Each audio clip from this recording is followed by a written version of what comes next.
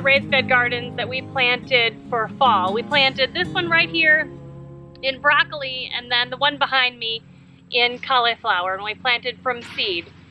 I have been watering these guys, and I am a little disappointed to say that not many have come up. We have a few that have come up in the broccoli bed, but I can't see a single one in the cauliflower bed. So today I'm going to put down some mulch on top of the bare soil. There's some weeds that I need to get out of here, but I need to put some mulch on top of it. I need to count how many broccoli we actually did have germinate and survive to this point, and then we have some decisions to make.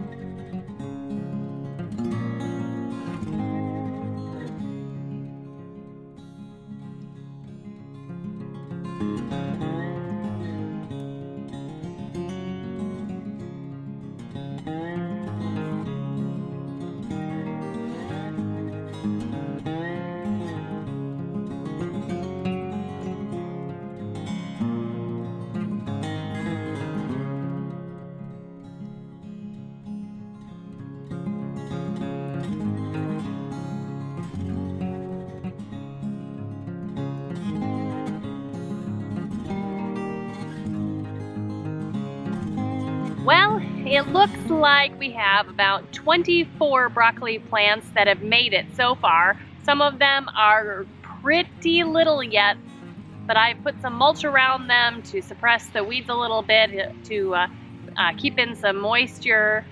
So we'll see how that goes. I haven't even looked over at the cauliflower bed. I'm not hopeful about the results of that. So let's go take a look. Well, there's no point in me showing you the garden with cauliflower because there's not a single one in there. So that's a bummer. I think there's still enough time for me to try again, but I'm going to do that in a little bit more of a controlled environment. I was told by a couple of people that I should have really started seed in the house like I do for spring gardens and summer gardens, and you know, I really knew deep down inside that that's how I should have started these plants anyway, but I didn't listen, so I planted right in the ground and it was a big flop. But I'm gonna try again. I do think there's still time for me to get these guys sprouted, get them big enough, put them in the gardens before the heavy frost. Now, because these are brassicas, they will survive through some frost. So I'm encouraged that they'll have time to reach their full potential. I'm hopeful. I'm not ready to give up yet. And it's been such a long time since we have had broccoli, cauliflower. We've actually been buying some cabbage from the store, but broccoli and cauliflower we really love. We've been without it for several years, and I really want to go down fighting for these vegetables this year. So I'm gonna go ahead and plant these three, the broccoli, cauliflower, and cabbage, in these little starts, and I'm going to sprout them in the house on a heat mat just to make sure that they can get up and growing, and then I'll bring them outside so that they have less of a transplant shock when they get into the garden. I chose the Waltham broccoli because it's just a good old standard. Nice sized heads, they'll be compact heads, and they also will have a lot of shoots that come up the side that we can harvest after the main head is gone. I really like eating those fresh right off the plant. We love them even if they're not part of a big broccoli head.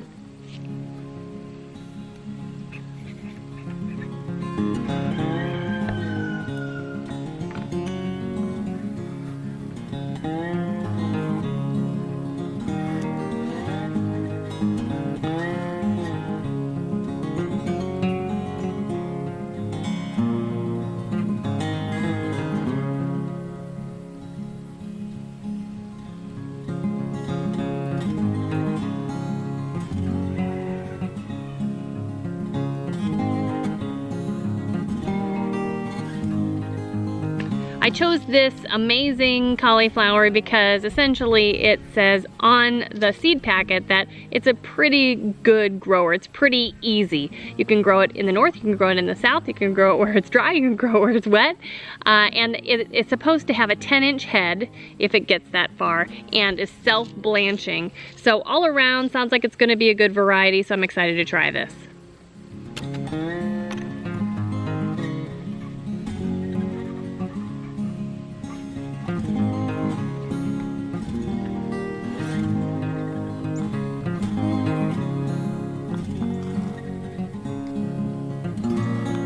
I chose this type of cabbage, the Glory of Encuisin cabbage, because it is a good keeper and it is good to make sauerkraut.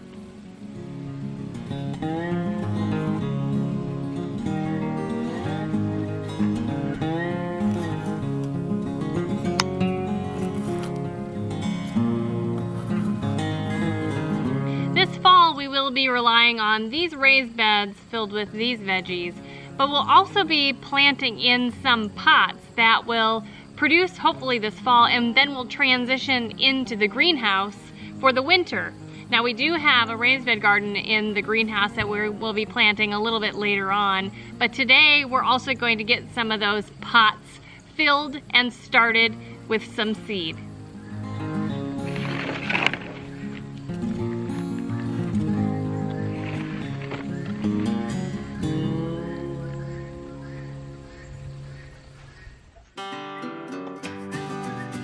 We're gonna put this cardboard down so that all grass and weeds and stuff don't grow up all around it. And then we can just easily move them into the greenhouse when it's time for them to go.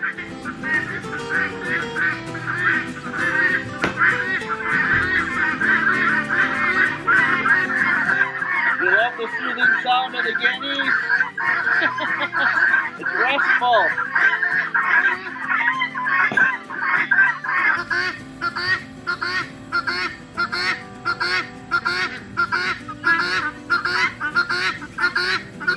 These pots are actually old cattle mineral tubs that we got from someone at the farmer's market. If you have a chance to get some of these, you can usually either get them free or really cheap. I think we paid $2 a piece for these.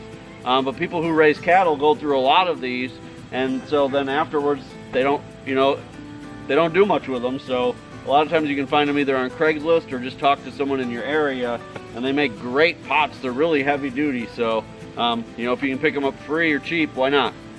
These actually already have cracks on the bottom of them, so we don't need to worry about drilling holes or anything for drainage. They're already working well for us, but if you end up getting some of these, make sure that you either drill holes or something so that the water doesn't get all trapped inside there and drown your plants.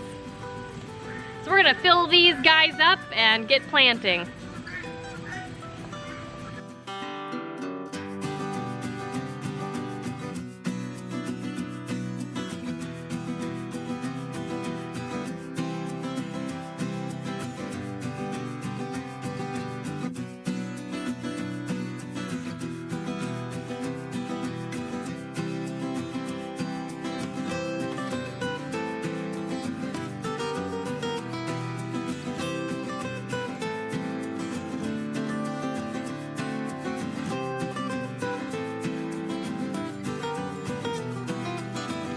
Okay, final project of the day. So I'm gonna plant these guys quick. This first bucket I'm gonna plant Swiss chard. I'm actually doing Vulcan, which is the red stemmed Swiss chard. I actually prefer the rainbow chard, but when I was at Baker Creek they didn't have any, so I'm gonna plant this.